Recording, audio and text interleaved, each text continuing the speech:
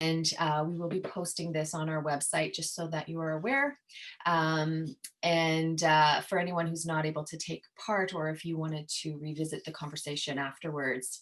And for those of you, there are many people who have not turned on their video, which is totally fine if you want to just listen in to the conversation. But if you'd like to take part, please do turn on your video, and we'll be able to go through everyone who is here. So to get started, we'll just go kind of around the room and do some introductions, if you don't mind, saying your name, saying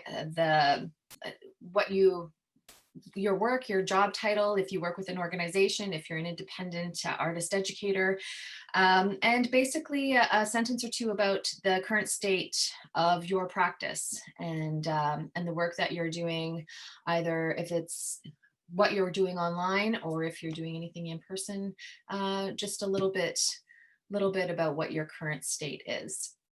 So we'll get started. I'll call on you. So first we'll start with Allison Palmer.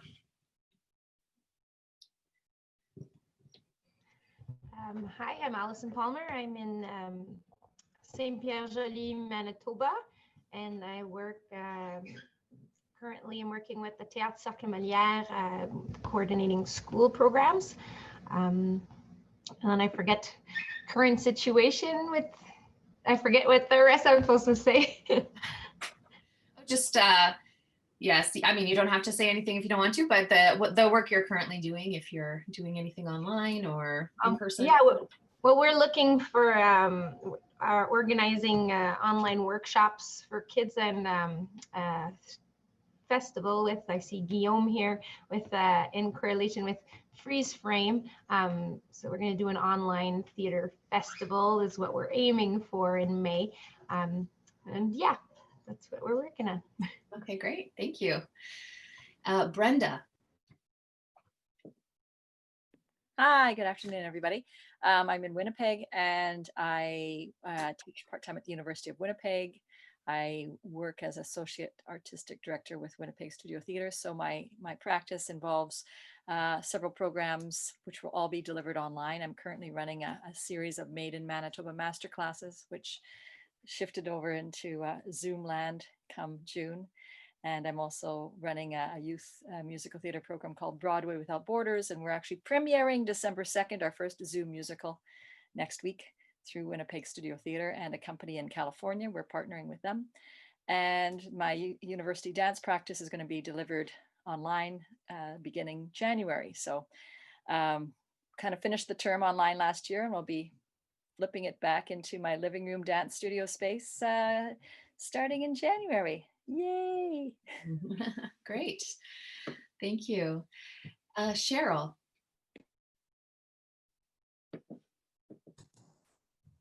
Hello, my name is Cheryl Mickey. I am a program consultant at the Manitoba Arts Council, and one of the portfolios that I run is the Artists in the Schools program. So just here to just to see what others in the industry are up to, and obviously the artists in our programs have been greatly affected by the school closures in the spring, and you know, and COVID restrictions right now. So I'm just sort of, you know, looking to see, you know, how creative our artistic partners are being out there in terms of pivoting for program delivery in classrooms. Great, thank you. Ardith.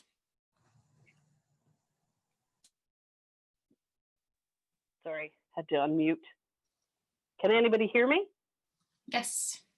Oh, I am, my name is Ardith Johnson, and I am currently in Winnipeg, Manitoba, but I also live in Toronto, Ontario. I am a physical theater performer, and I also do the artist in school in Manitoba. So I was just wanting to listen in and see what was going on, and maybe other opportunities by listening can arise for future work. So yeah, as an artist right now, it's a struggle. So just listening in, just trying to see what's going on. Great. Thank you, Ardith. Krista. Hi, I'm Krista Eidsness. I'm the head of the Conservatory Performing Arts in Regina, and we are currently offering private lessons and group classes remotely online with some very minimal plans for some face-to-face lessons in January. Great, thank you. Danielle.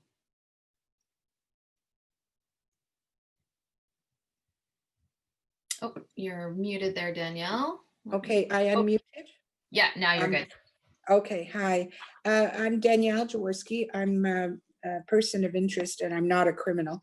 I was on the board of the AAEM, which unfortunately shut down last year and is no longer functional in Manitoba. I'm a retired art teacher and an artist, and I attended the conference in Winnipeg, where I was just, I'm a huge supporter of the arts, and I'm concerned about, what's going on in the schools, especially now during COVID, when the arts could be so healing, and they've just cut and slashed those programs because of the disease. So I'm interested in hearing about what's happening all across the country. I'm working on putting together some sort of online art ideas and packages. It's a work in progress, and that's about it. Great, thank you, Danielle. Geneviève?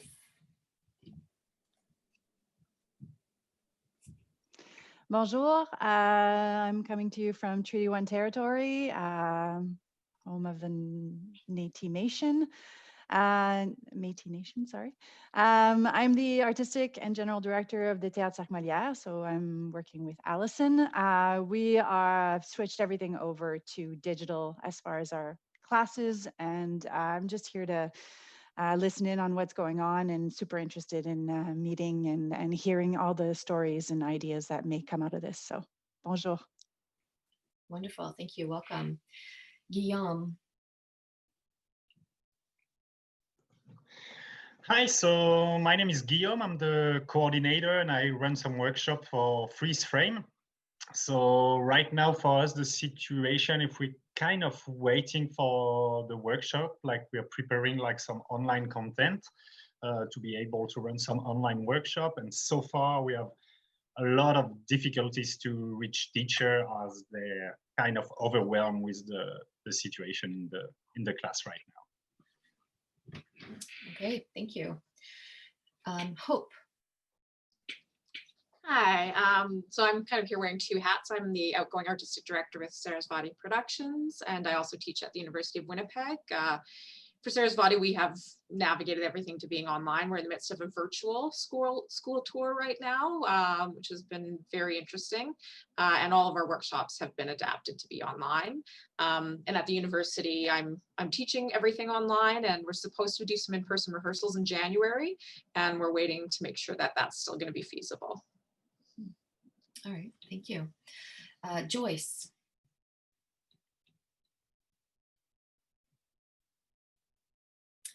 Oh, let me unmute you there, Joyce. Sorry. Yeah. There we go. Sorry. Thank you. Nice to see everybody. And very briefly, I'm independent artist. I'm just finishing a publication, and I'm working with an editor in Calgary. So that works well online, and we also have conversations every couple of weeks. I'm also, in the past, I was an artist in the school, and as well as a clinical school social worker. And I am really concerned about the services in the schools, because art always does get cut back immediately whenever there's a problem. This is especially hard on kids with disabilities and the most vulnerable kids. So I am very concerned about that. I'm also a social worker in private practice now, so I do counseling with people who are doing healthcare as well as teachers and educators. So I'm seeing a huge impact of the pandemic, and certainly the counseling is getting heavier. The editing actually and my writing is quite a solitary form of being, and so that goes on. And except for the fact that there is a cumulative impact over time of the ongoing pandemic, and which manifests itself in very interesting ways. So I think we're all in need of exercising a lot of compassion to each other and self-care. It just sneaks up on us sometimes, the amount of stress. Mm-hmm. So I'm very interested and encouraging of artists who provide the greatest sort of release of some of these challenging emotions in these difficult times. So thank you. Good to be here. Thanks. Thanks, Joyce. Thank you. Judith.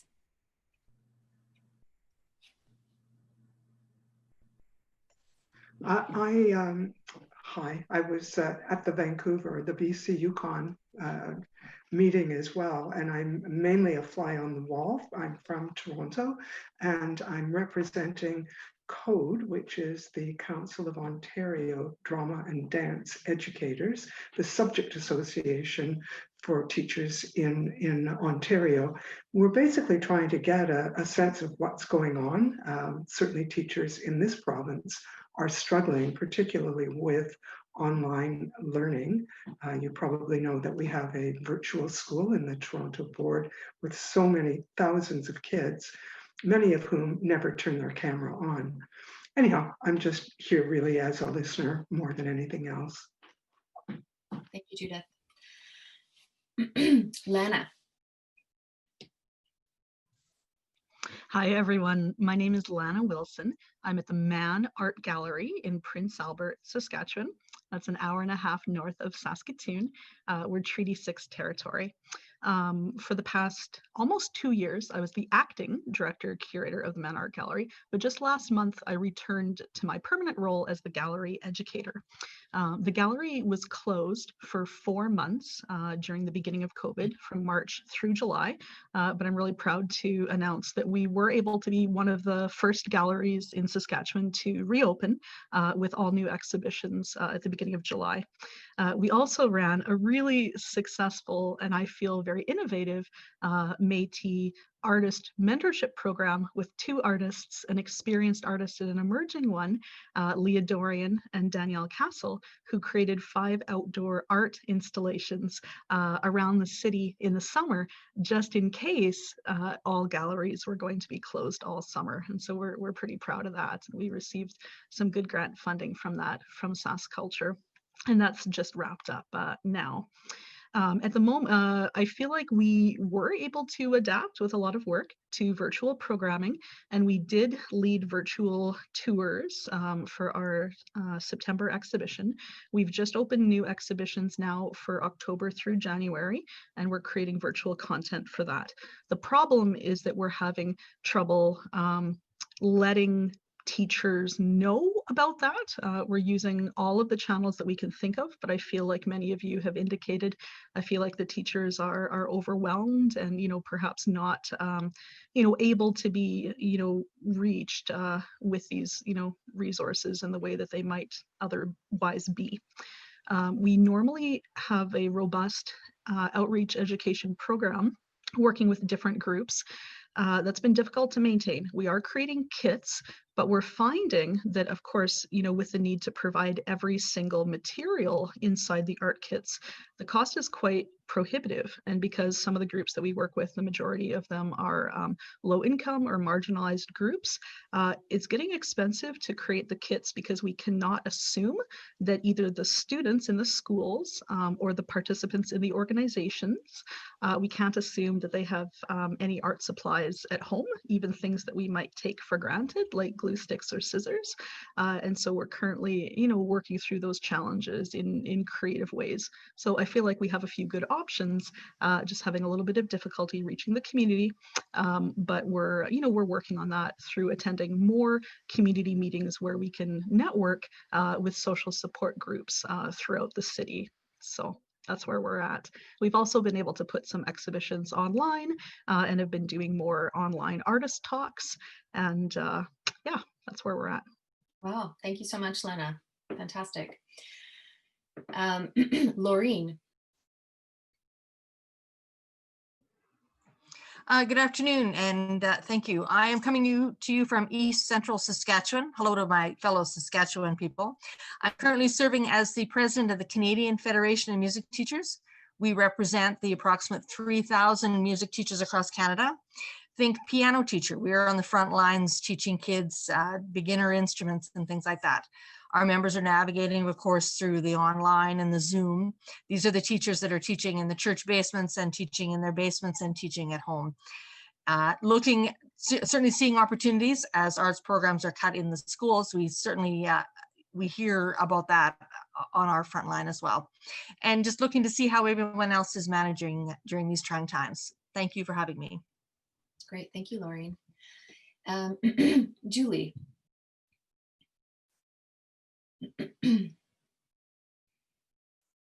Oh, still muted here. Oh, there you go. There? Okay, Yeah. Bonjour, bonjour, ça fait plaisir. I'm glad to be with you. Sorry I'm late, but I'm here and wonderful to see everybody.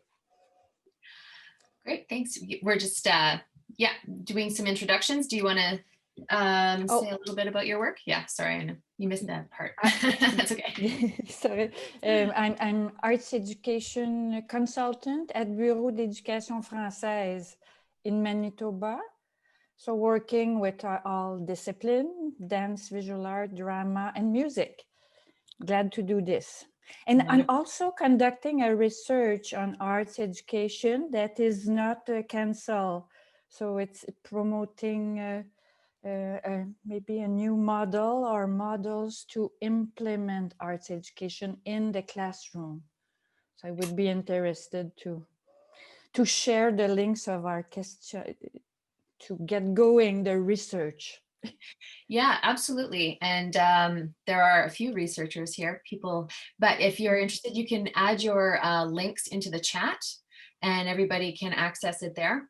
Anyone who has any links for anything that they'd like to share can feel free to add them in there. Yeah, for sure. Okay, very good. So it's an invitation. Thank you so much. Thank you, Julie. Next is Lori.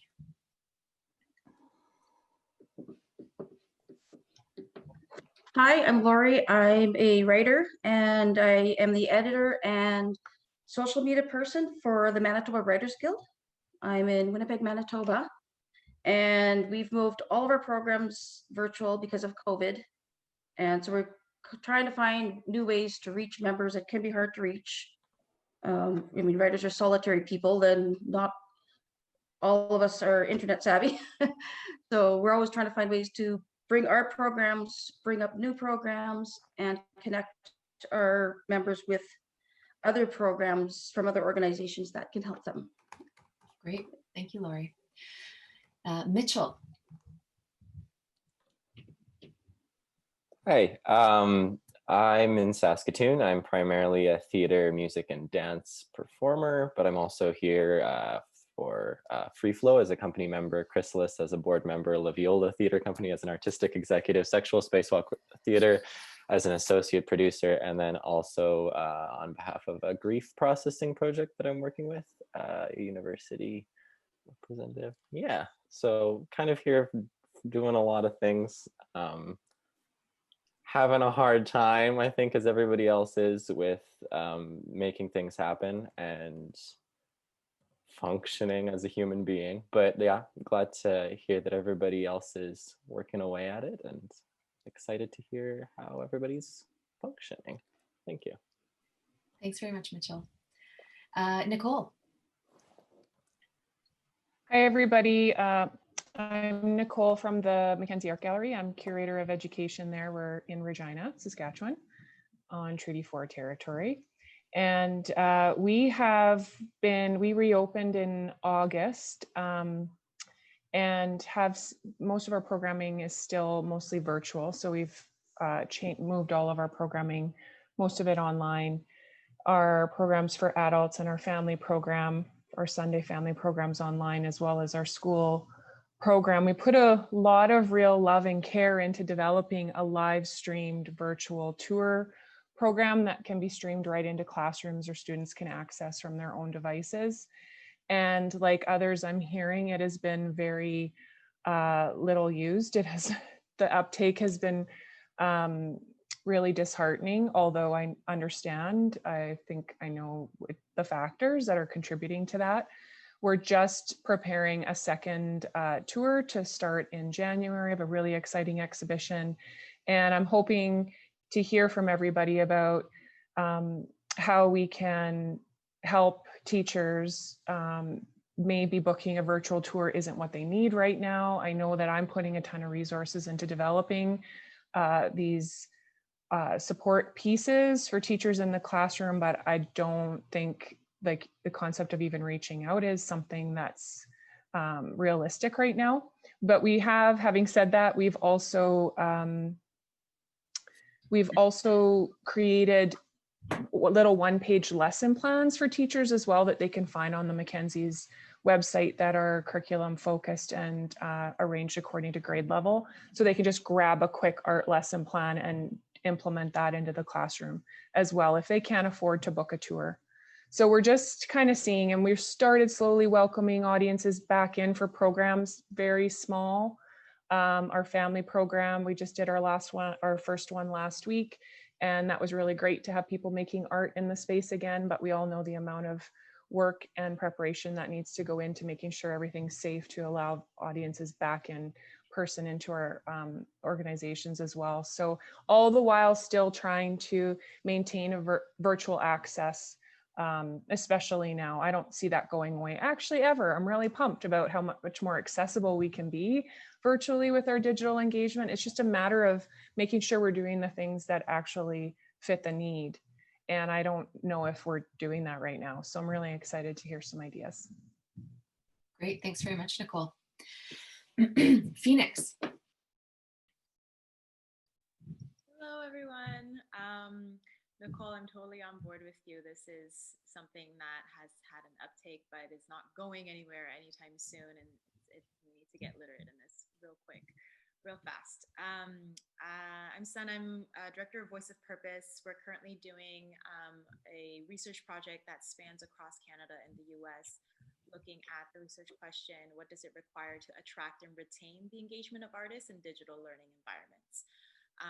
And so for those who might be interested in the work, let me know. We're currently inviting different partners, be they organizational, be they funders, or independent artist educators to get connected to the project, which also means that you'll have access to the research findings when we are completed. And this is a digital strategy funded project from the Canada Council. And so there's a lot of support behind it. I do have to leave a little bit early today. We have an advisory meeting for the project at 2 o'clock, so I have to hop off a little bit before 2 to prepare. But yeah, I'm here participating in all the conversations, hopefully to, let people know about what we're doing and hopefully serve as a resource as well at some point. And so for anyone who has an interest, please inbox me or send me or direct message me your emails and who you are, and I'll be sure to shoot over you some information. Great, thanks, Phoenix. And again, you can put your links in the chat. I encourage everyone to use the chat. Sean. Hey there, I'm Sean Bosch. I'm out of Regina, and I'm the program consultant for Creative Kids. Creative Kids is a charity that helps families with financial challenges.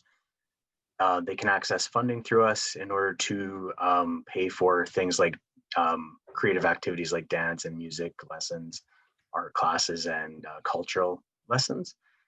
So we don't sort of provide any of the activities ourselves. We sort of are a conduit to enable payment for those services through a network of about 400 to 500 instructors across the province.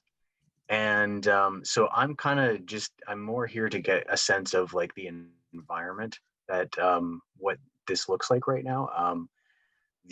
On our side, the funding numbers are actually, we also do fundraising and those numbers are down, but also the uptake on our program is down as well, in that fewer people are applying. And then when they do apply, some of the grants are being returned because say piano lessons haven't been able to continue the way we thought they would, back in March, kind of a thing. So I'm just kind of mostly kind of listening to see kind of what everybody else is going through right now and how we might be able to help. Great, thank you, Sean. Tammy.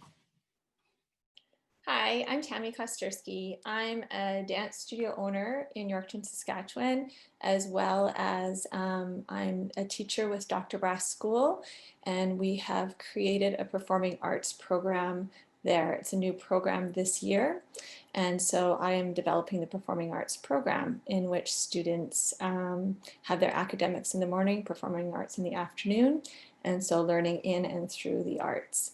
So I'm just here to hear how everybody else is doing. Of course, everybody in Saskatchewan got the great news yesterday along with myself. So today I'm pretty much trying to figure out how to navigate with 8 students in the class.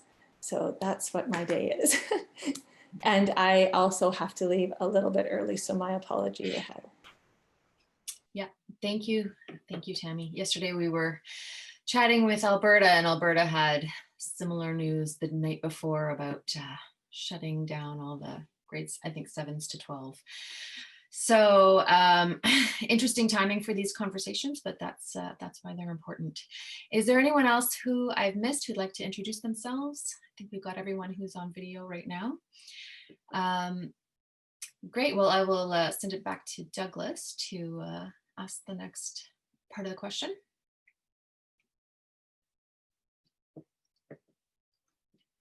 Have to unmute ourselves constantly in this life now.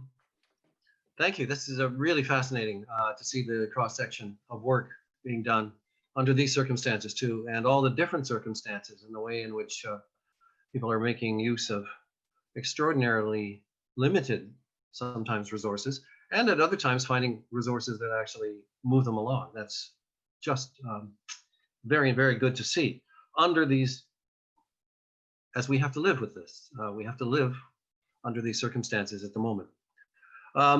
What we'd like to do now is just move on to, and I have some of my little notes here from Larry, just suggesting that an interesting area. I think most of this is, there's an umbrella to this section around maintaining connections and arts instruction practice online. It's kind of cold and doesn't really get into the heart of it, but what we'd like to do is have you talk about the current state of your arts and learning practice. To what extent are your needs to engage with your student audiences and so on, online versus in person? What does it feel like? What are the options? How, just some of the details. It's in a way, we are all coming from different kinds of backgrounds and different types of artistic exposure, sensitivity, all those kinds of things. Can you talk about a little bit about the strength of what you're doing and some of the challenges? I know you've touched on some of these. And I think Jennifer will kind of watch for the conversation to go along and move it along, unmuting and muting some of the particular desks. So thank you very much. Anybody like to start off and talk about their particular areas? Yes, thanks, Douglas. And again, if you can raise your hand virtually through the participants tab. Also, you know, what's been working for you online? What programs are you using? What platforms are you using? Do you have any good experiences that others might be interested in? Kind of looking at some best practices and different avenues that people have explored to work with their students and to reach new audiences as well. Anyone have anything they want to share? As far as Yes, Brenda.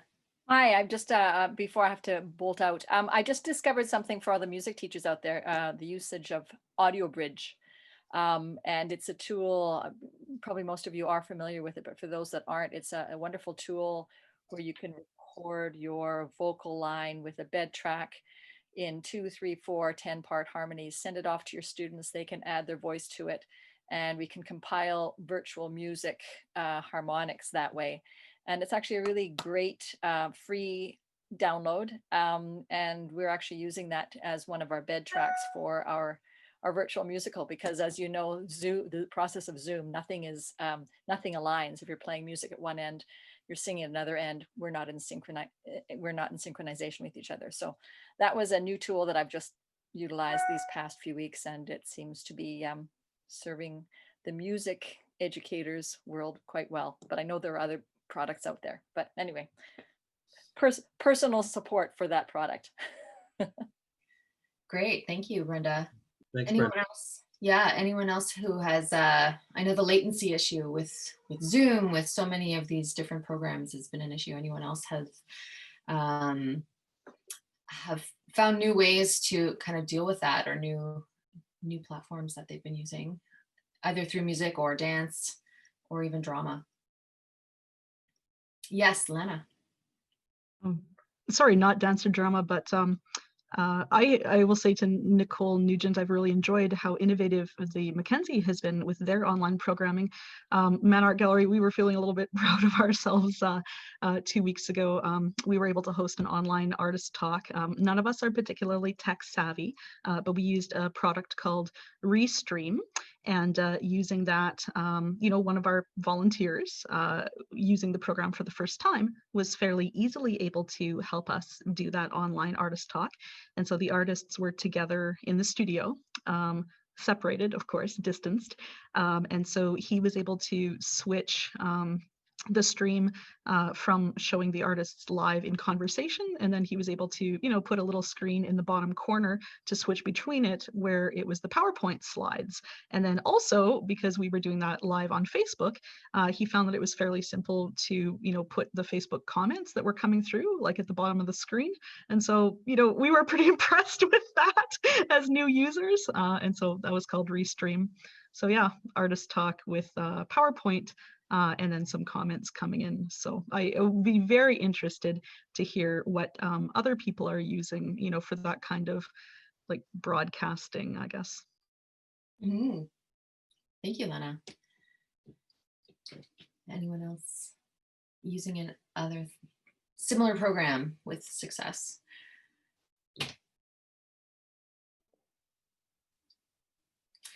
And I want to, there was a lot of talking in the introductions about reaching out to teachers, and a lot of hesitancy around that. Has anyone had any success, or does anyone have any kind of strategies for reaching out to teachers at this point? Yes, Allison.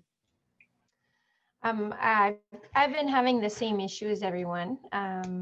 I tried, you know, mass emailing, and then emailing school divisions, emailing principals. Just this week, I started contacting teachers individually. I've had way more feedback that way, just one-on-one. And my headline was, let's talk. And then really what we're going towards is really custom fitting each workshop to whatever the needs of the teacher may be, because they're all in these different situations. I was speaking with one teacher that's teaching half her class on Monday and the other half on Tuesday, and they're at home doing some work and alternate days. So how do you organize workshops around that when you have, you know, individual kids on their laptops, but then a whole classroom on Teams, and some have Teams and some have Zoom and some have, you know, everyone's on different things.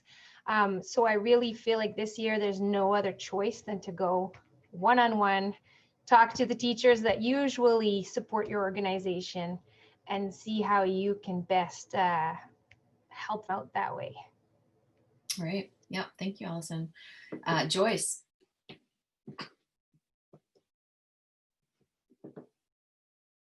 Sorry, I'll just unmute you here. There you go. Yeah, am I on? Thank you. It's really encouraging to hear, Allison, what you just commented, your comment about how to reach out to teachers individually. My sense, just from talking to teachers and educators, is that everybody is just so fatigued. And when we get fatigued, we sort of somehow stay in our own usual ways of doing things, when indeed it's counterintuitive. We need to sort of be thinking about other ways of doing things. And the art in schools, Cheryl, part of what I'm wondering, and I should apologize, I should have said that I am living on Treaty 1 territory. I'm a member of the Métis Nation, and I've been sort of passionately trying to encourage artists and communities to be more able to share. And Lana, when you were talking about working in your communities, it just sounds wonderful to have found ways to connect and make these this kind of knowledge possible and engaging, because actually right now would be a wonderful time to be able to connect with community people who are artists with their with the students, and therefore be supportive of teachers rather than adding more to the already fatigued school system. Everybody is struggling, everybody is under stress. It's hard to think about these things. So part of what I hear everybody saying is you're doing innovative new things. And Cheryl, I'm wondering whether in art in the schools, it would be possible, for example, to connect with an organization like Winnipeg Harvest. I know in our last conversations, there were people from, I think from Art City. Like, is it possible? And I know that you can't turn on a dime, but there are families in inner city Winnipeg, kids at home, they often don't have access to the actual technical resources, but there may be the kinds of resources perhaps that Lana is outlining, or one-pagers. Somebody talked about preparing one-page pieces, lesson plans. And if that were available to families, there are a lot of volunteers still at places like Winnipeg Harvest. I'm not sure if that's possible in,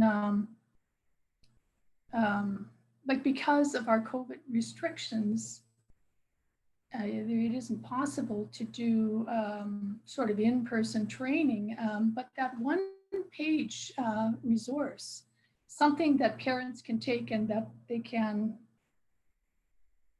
provide to families, so that, and if it's culturally based, I'm just thinking, I'm thinking out loud. It's just that there is such a need. There's such a need. You have so many gifts and talents to offer. I just applaud what you're doing, Lana, and others who are doing this.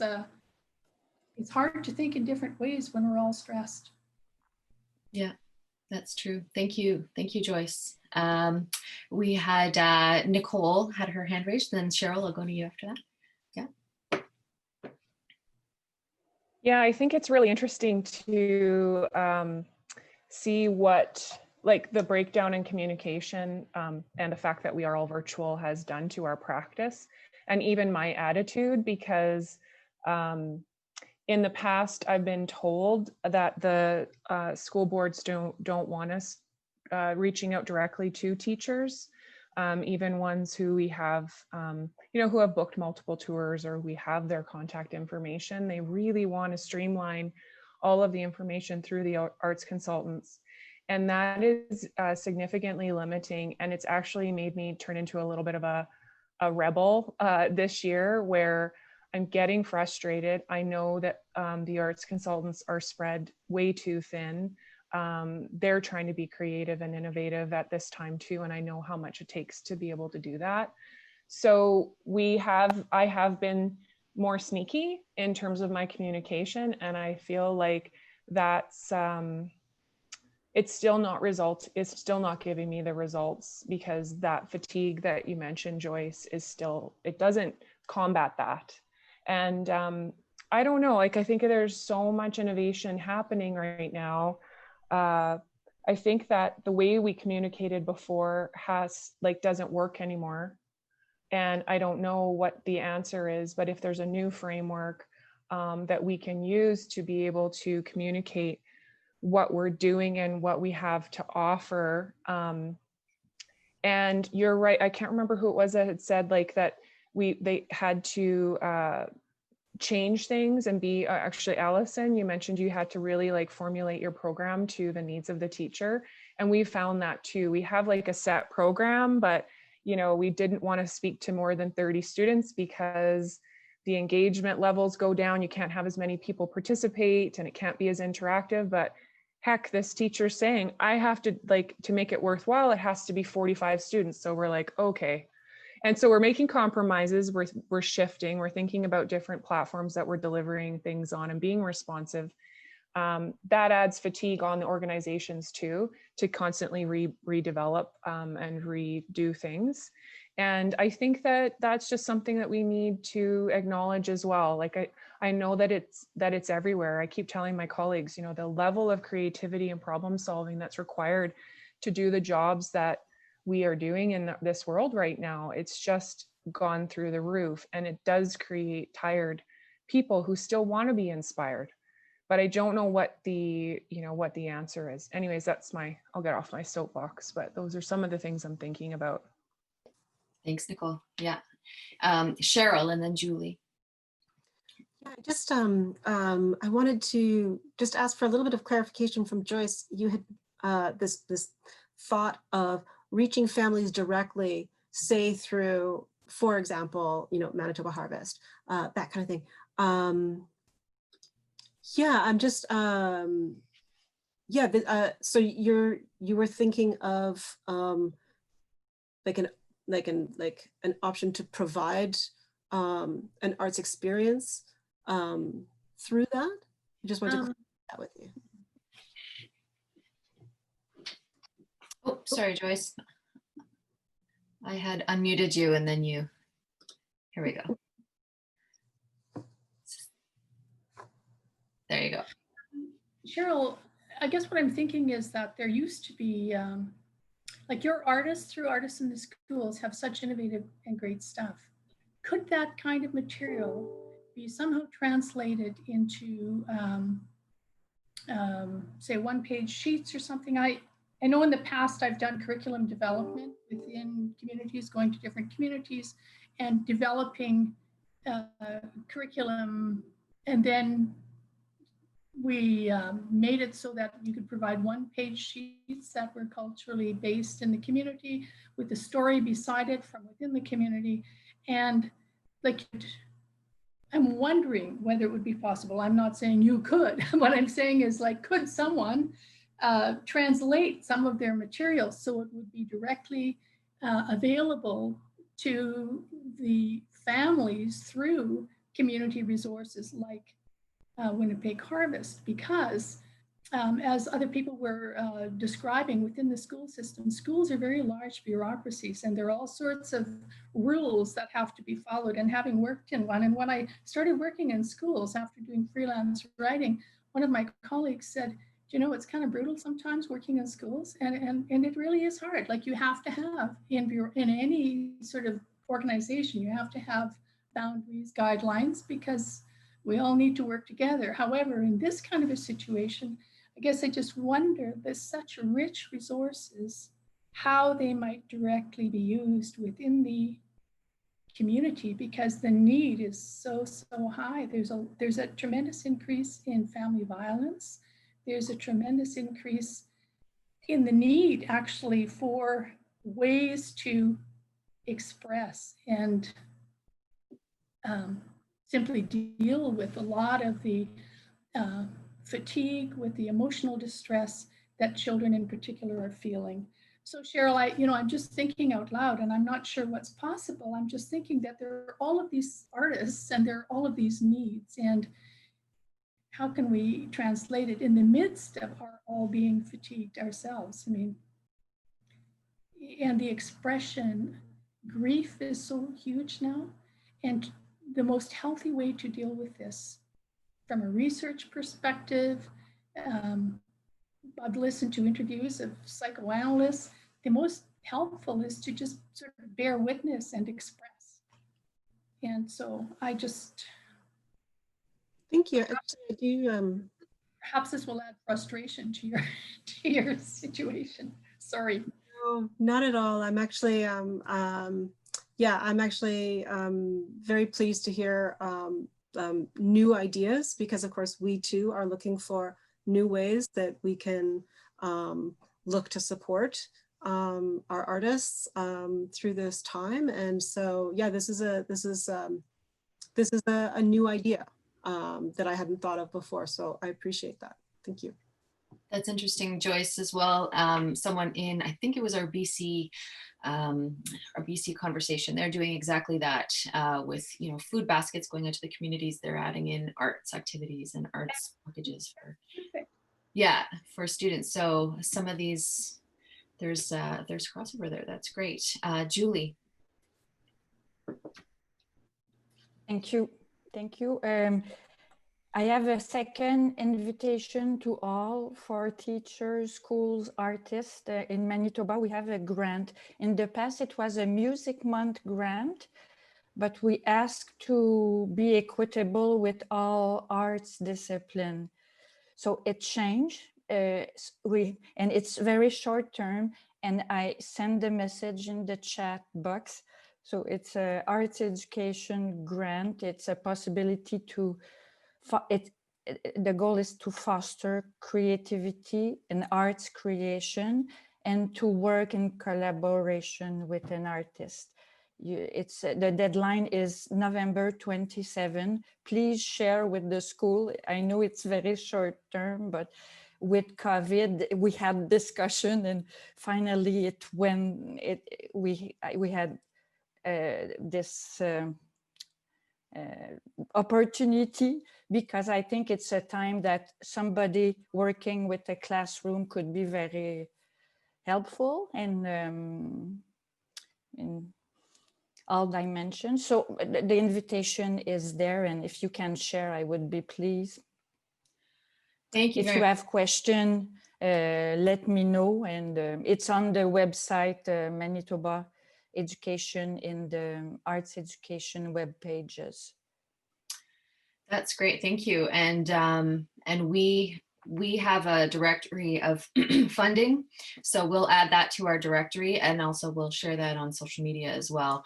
And anyone here who is developing resources, there's been lots of resources mentioned here. One page, anything that you're developing, including research, send that to us. We have pages with digital resources that people can search through, directories for that.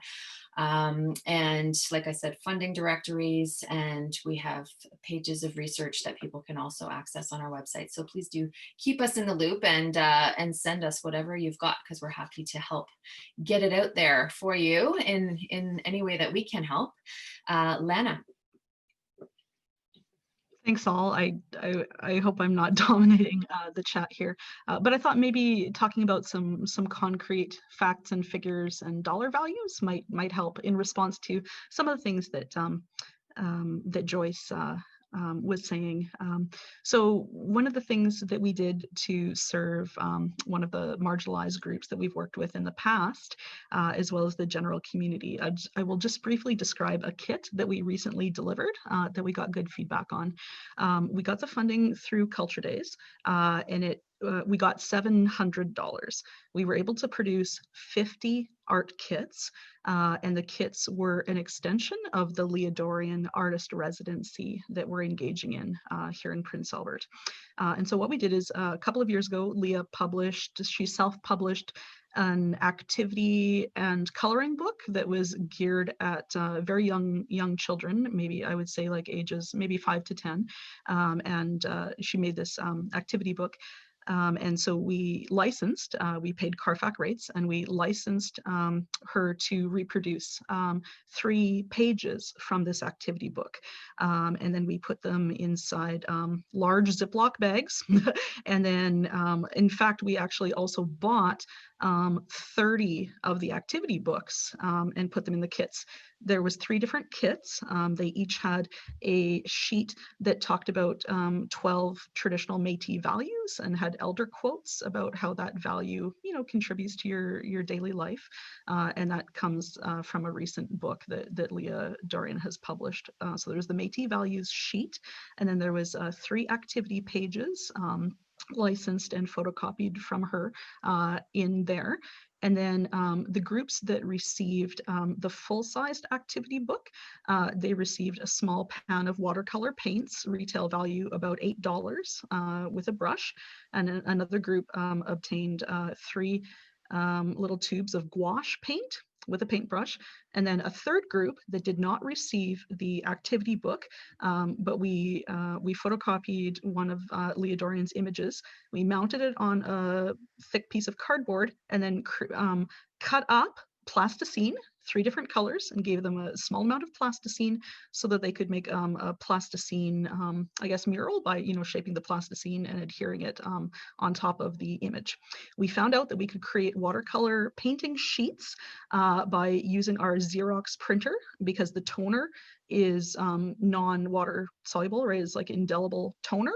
And so we can run we can run watercolor thick paper through our printer and then print essentially a paintable watercolor image.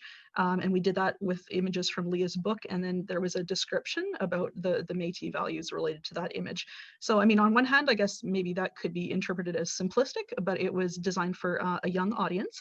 And then 20 of those kits we dropped off at the Women's Safe Shelter, right? That's the shelter that is for women and families. We know that the shelter is quite full right now, and those participants, because it's a safe shelter, there's locked doors, right? They can't go out into the community anyway, and they're even more cut off during COVID, and the shelter was really grateful to receive that. So I'm sorry that's maybe not relevant to my colleagues in the performing arts and music. I really feel for you, but maybe that will, provide a concrete example about cost and activity. If anyone else would love to trade ideas with me, definitely contact me. I put my email in the chat. I would love to talk more about the concept of kits, and maybe we could share ideas. That's fantastic. Thank you so much, Lana. I just wanted to talk briefly a little bit about the future and what you see going forward in terms of what you're doing now, engaging virtually, engaging online. Are you going to continue to do that into the future? Are you going to, once COVID is over, once people are, once we have this immunization, are you going to continue to put some of that into your practice, or are you just hoping to go right back into all in person and leave all this behind? Yes, Nicole. I would say that my practice has changed forever. So there's no going back. I would like to continue offering virtual options for rural communities and schools who can't make it to the Mackenzie forever. Now that we've done it and feel like we're doing it in a very exciting way and keep building on our digital engagement frameworks. Of course, I want to seek out students back in the gallery. So we'll offer a dual track moving forward. If you can get to the gallery and it's safe to do so, we will offer programming. Same with our family programs. Every Sunday, there's a new activity that gets listed on our site that you can do at home. And we're slowly opening up in-person workshops. They're going to parallel each other in terms of content so that I'm not, tripling up work and trying to find efficiencies in there because we don't have more staff. But I think that the level of accessibility that digital options offer us is crazy wonderful and is the light in all of this. Even though we haven't been able to see the uptake, we haven't been fully booked, and all the teachers aren't bringing us into their classrooms virtually yet.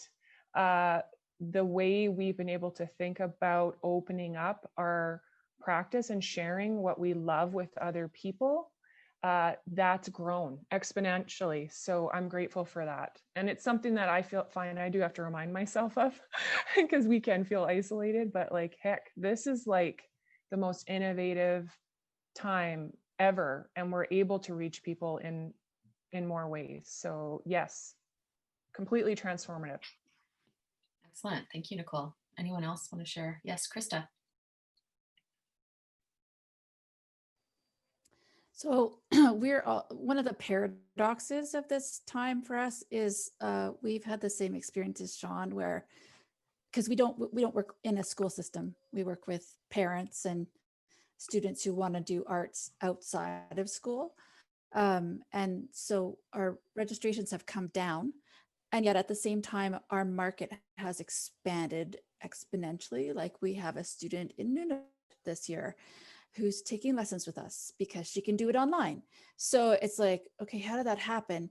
So for us, yes, absolutely want to find a way to continue to offer the virtual experience as well as the in-person, because we know, especially music and dance and musical theater, those kinds of things are much easier in a face-to-face format. You can perform more easily to a live audience than trying to figure it out on Zoom and video and that kind of thing.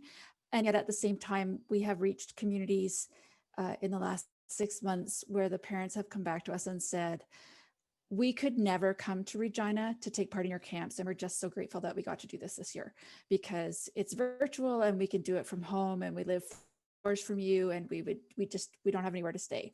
So our hope is that as we go forward, we will find a way to blend continue to offer something virtually.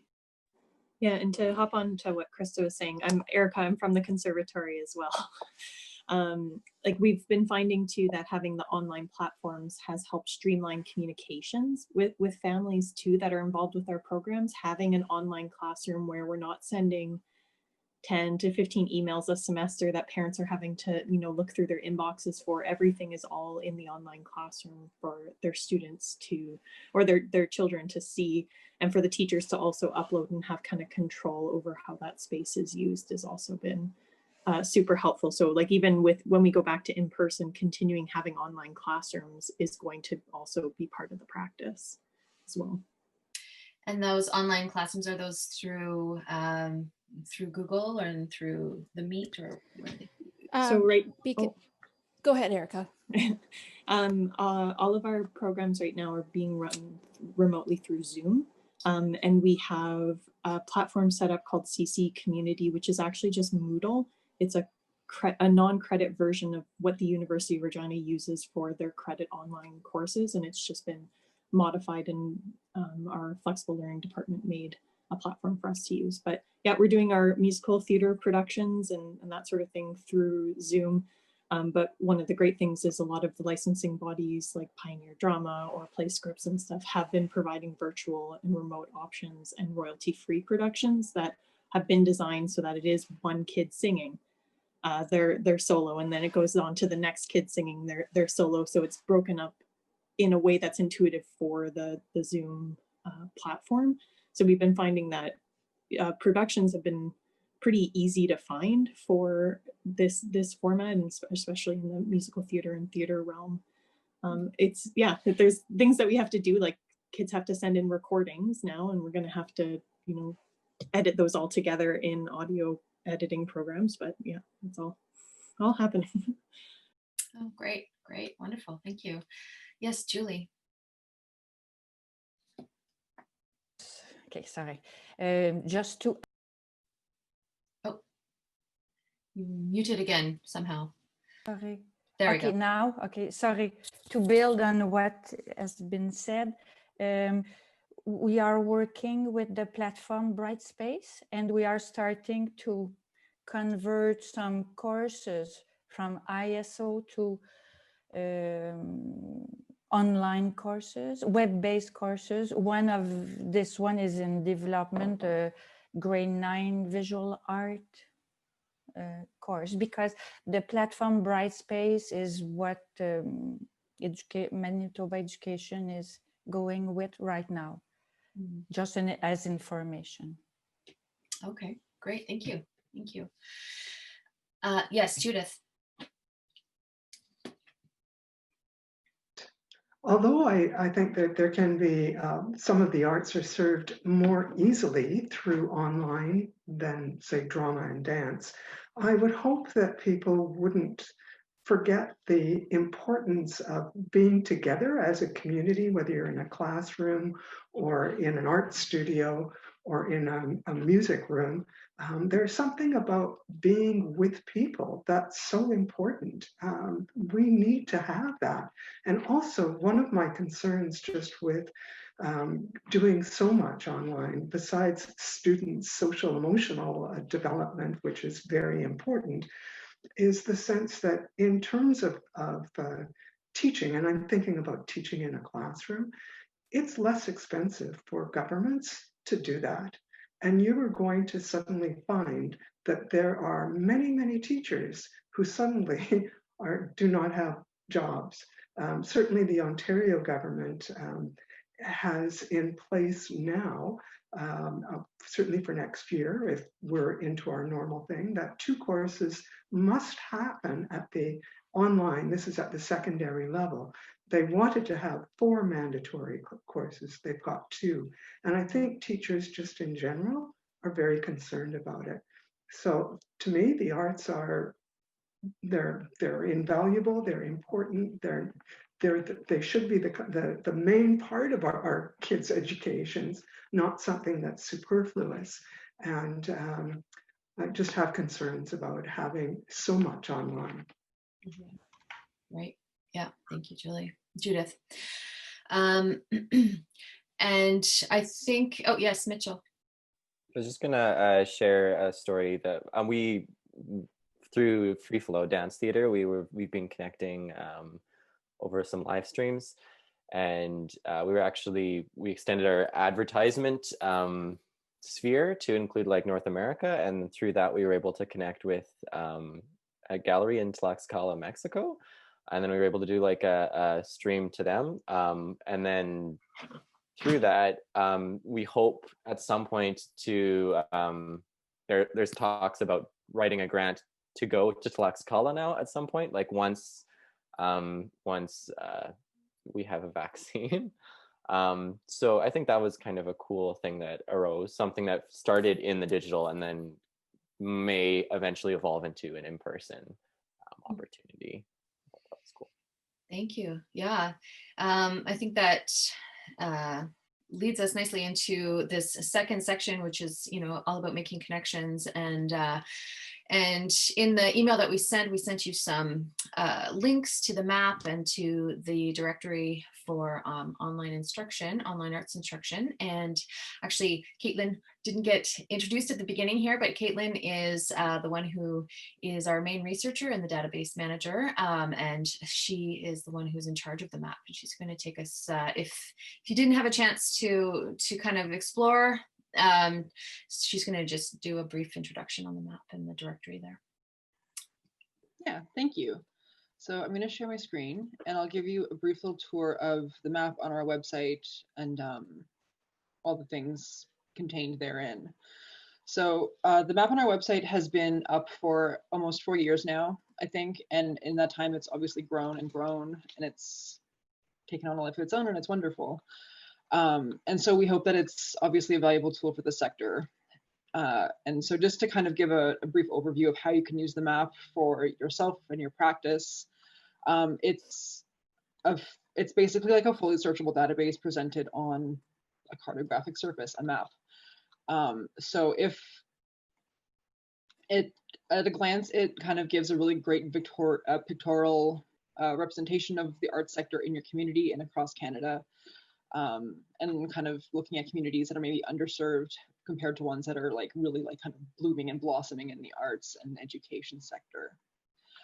So in terms of using the map, we hope it's really straightforward, and we're always looking for like firsthand user experience feedback from folks. So like we encourage you to use it and maybe search for like, let's say, music instruction. If you're looking for music instruction for yourself, or perhaps like kids or someone in your family, or if you're looking for like a performance, a musical performance, you can certainly filter your results on the map by selecting, let's say, music, and then contacts offering community programming. That would be one way to filter for that. Alternatively, if you're looking for an organization or an individual artist educator to invite to your school, or who does programming specifically for schools, you can also filter by just those that offer, or in addition to, they offer programming that is school specific. So that can be like workshops, in-school performances, field trips, that sort of thing. And we'll get into that in a second. So yeah, obviously, again, if you have feedback on the map, we're always open to it, and I'm always open to it and integrating people's suggestions. And if you are an artist educator or an arts organization, we encourage you to put yourselves on the map, which you can do by going to this Get on the Map section on our website. There are 3 forms to choose from, whether you're an artist educator, a school, or an organization. And then it's just like usually like a 1, maybe 2 day turnaround before your profile is approved and you start to appear on the map. So some examples of great profiles that we have on the map right now. First, in Manitoba, we have Robert Mello, who is an artist educator who does programming both in the community and as well as in schools. And on his profile, he's also indicated, and this is a new thing since kind of pandemic times, that he also does online programming. So in addition to like in-school programming, he also offers online programming. He offers, in terms of what he offers to schools, he can specify that he does residencies, he does performances, professional development for staff. And also as a network, we're obviously really interested in showing the connections that people have in their communities and more broadly. So he can specify that he is a member of Storytellers of Canada. So if you're an artist educator and you have connections to other organizations in your communities, you can make those links on your profile and just kind of help map out all those networking connections that are happening. And in addition to that, if you want to also add on your profile, you can do a featured project, which kind of gives folks an idea of the type of work that you do. So if it's a specific workshop that you want to showcase, or maybe a specific performance that's been really popular in schools, you can write a little blurb, include a video or an image to kind of give people an idea of the kind of work that you do. Next, we have the Conservatory of Performing Arts in Regina, who I think are actually present on this call, so that's wonderful. They have a really great profile on our map also, and it's the same idea for organizations as for individuals. They can indicate the type of programming that they offer specifically for schools, as well as the programming that they offer in the community, so group classes, workshops, etc. And again, this organization also offers online digital programming. And finally, we also have profiles for schools, public schools, private schools. And this kind of gives us a really interesting kind of at a glance look at the scope of arts education programming that's happening in schools, and kind of at a glance the level of commitment, I guess, of arts education programming. So here's a school in Saskatchewan, and schools can indicate what types of programs they actually offer. So they have workshops. They invite artists into their schools to facilitate workshops. The types of resources, extracurricular activities, all that sort of thing. And again, the same idea of showing their community partners. This particular school does have a community partnership with the Regina Symphony Orchestra. And so more recently, I guess since lockdown, COVID happened, it kind of became evident that it would be great to highlight those who actually offer online programming, because we weren't really going anywhere. So the map kind of, it's more of a location-based thing. So nonetheless, we created this directory of online arts instruction, which anyone who appears on the map who has indicated that they give online arts instruction also appears in this directory. It's searchable in the same way as the map, and it has grown a lot in the last couple of months. I think it was like 2 pages when we first kind of created it, developed it, and now it's 30 pages worth of contacts across Canada who offer digital programming online. So I encourage you to check it out. Maybe you can find something for yourself or someone else, or put yourself in there, and that would be really lovely. So yeah, and we're open now to like your ideas and your feedback. Yes, yeah, thank you, Caitlin. Yes, Cheryl.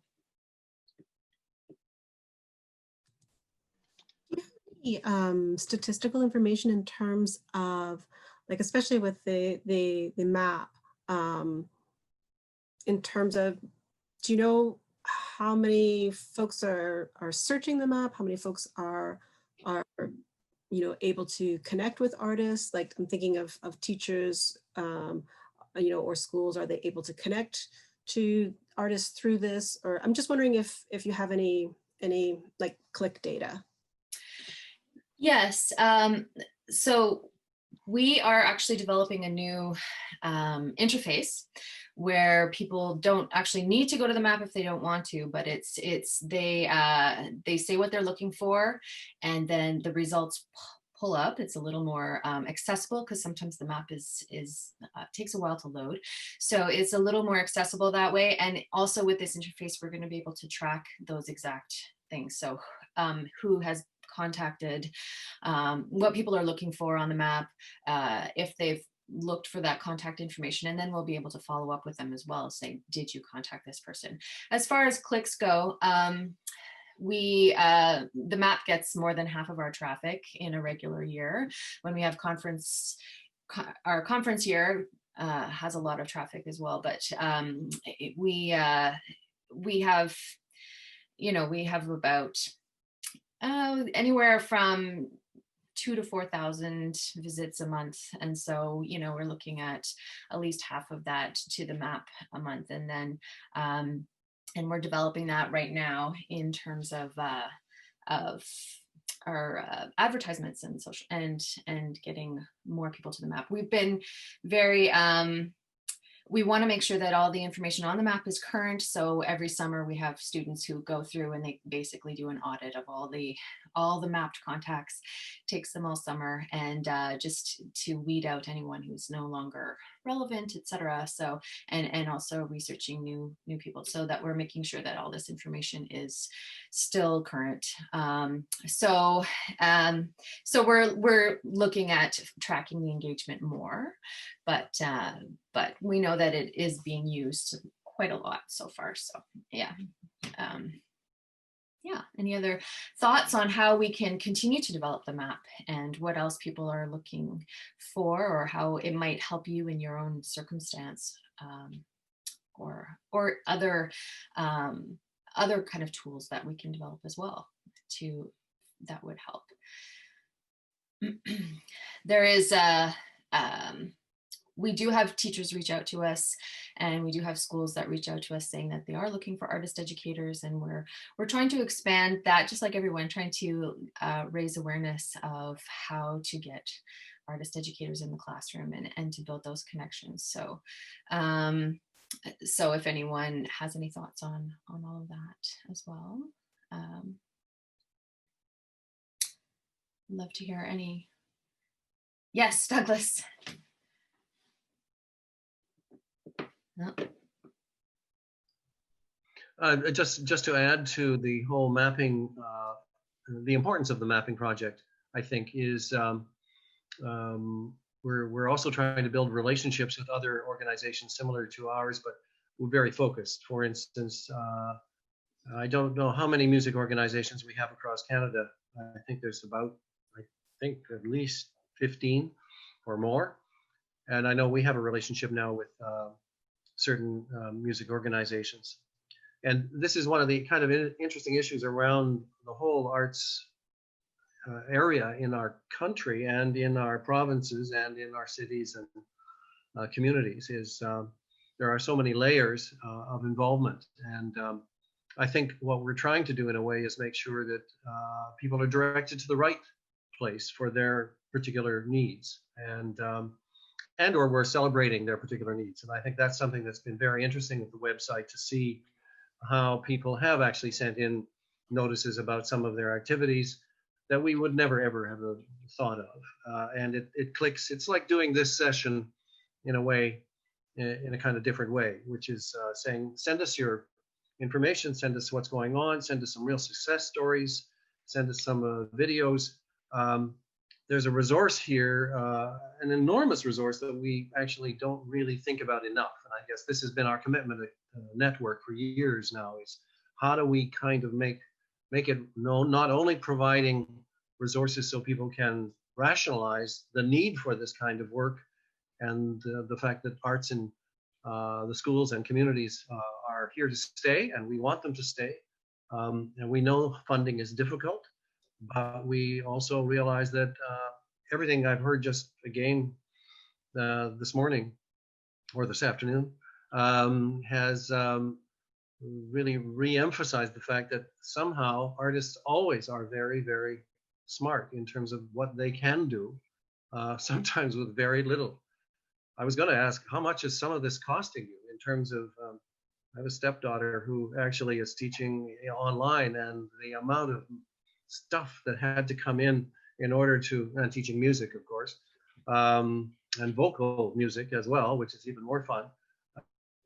Just again, the learning process and everything, how do we share those kinds of things? And again, there are other organizations that we see ourselves really as an umbrella that says, you know, we can't do everything, but we can point you to somebody who maybe can help you out. And I think that's part of, it should have been there even without COVID. It's more important that it's there now, I think, because of politics, because of money, because of all those other kinds of things that we're trying to address by supporting arts and learning across the country. Sorry for the soapbox there, but that's my job. Thank you. Good, thank you, Douglas. Anyone else have any comments? Yes, Ardith. Just for talking about the categories, I do apologize because I haven't looked at the site for a while, but as a physical theater performer, I don't know if you have subcategories or just physical theater lumped in with theater, because I find that sometimes as a physical theater performer, people don't realize there's so many subcategories of physical theater as well that could be offered, like mime to Buffon to commedia dell'arte to all these subcategories that somebody would be looking for, but won't be directed to somebody like me who just says physical theater. Yeah, that's actually a great question. And that was actually implemented more recently, like probably in the last couple of months.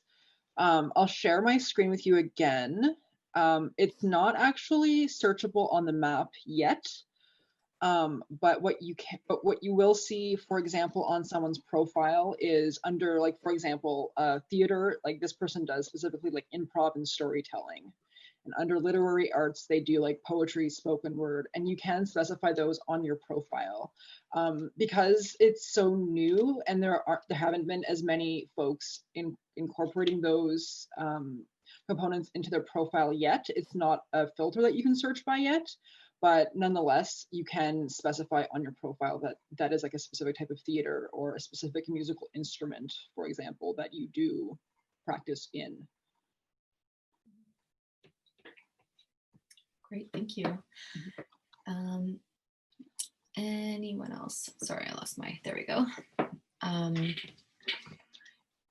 Good, well, thank you. This is very, very useful for us. Also, we have been developing a webinar series, And we recently held one about, it was the basics of using Zoom, of teaching over Zoom, covering things like using 2 cameras and how to set up your lights and your audio and that type of thing. So that was a very kind of an introductory course, and actually Caitlin maybe could put the link to that. We have that on our website, but we're looking at developing more webinar instructional ones for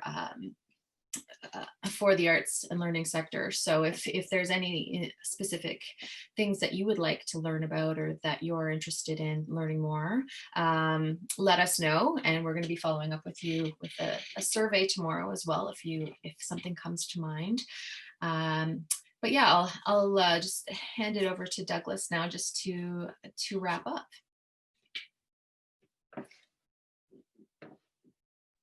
Gee, I kind of just wrapped up earlier, didn't I? Okay. Yes. But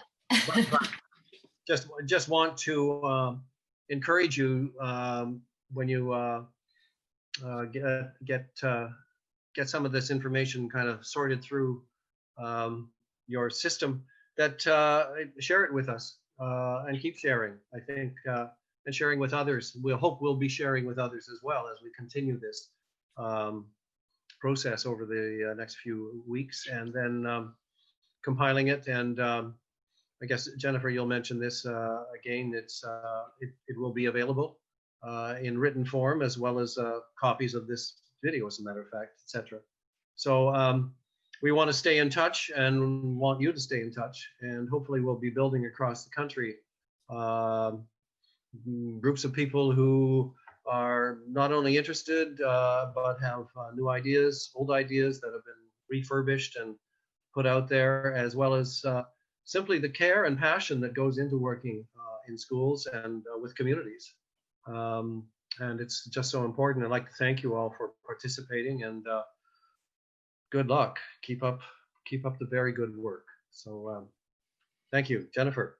Yes, thank you so much, everyone. And we will be, like I said, sending out an email, and we'll send you the link to this recording, and there will be a report. We have researchers who will be kind of compiling what has been said across the country, and we'll be publishing a report on the whole series, and we'll be following up. And as Douglas said, please do let us know what's happening. We're happy to post, and we're happy to share, and we're happy to try to help you make connections as best you can. So thank you so much, everyone, and hope you enjoy the rest of your day, and hope to see you again soon. Bye-bye.